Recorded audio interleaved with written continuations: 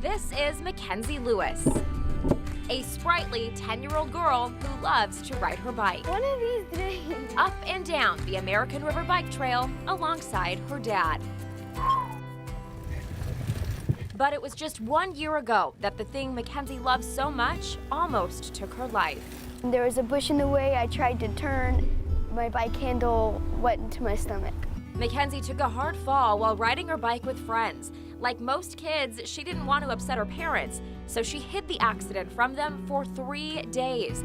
Things quickly took a turn for the worst. I met them in the emergency room. Dr. John Anderson at the UC Davis Children's Hospital was charged with treating McKenzie. That's the least I've heard her say in a very, very long time. When she had the bicycle accident, the handlebar had pinched her pancreas between her abdominal wall and her spine. In essence, McKenzie's pancreas had been punctured and broke in half. The pancreas holds all the enzymes to digest food and can be life-threatening if it ruptures. This was the case with McKenzie. Since she had waited 3 days to say anything, she was in bad shape. It was devastating, yeah. McKenzie's dad, Brent Lewis. Her chances of making it at that point were 50-50. Emergency surgery was scheduled.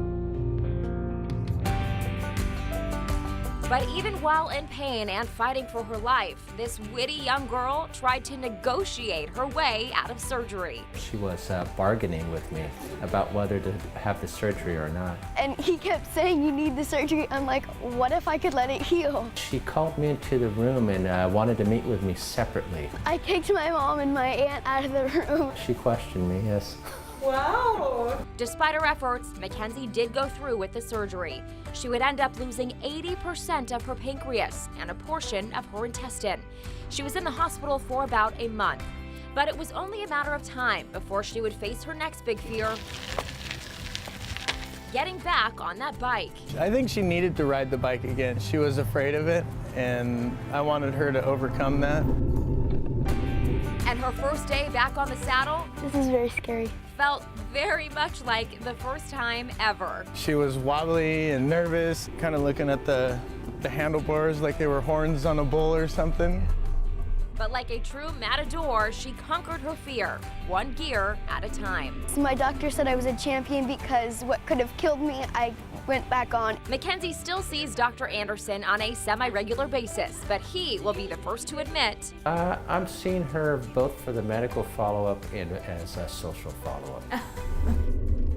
and it's here, gripping the handlebars along the trail, where McKenzie has shifted that fear into healing. It felt good. It felt like I could finally get that weight off my shoulders. Like I didn't have anything holding me back from life.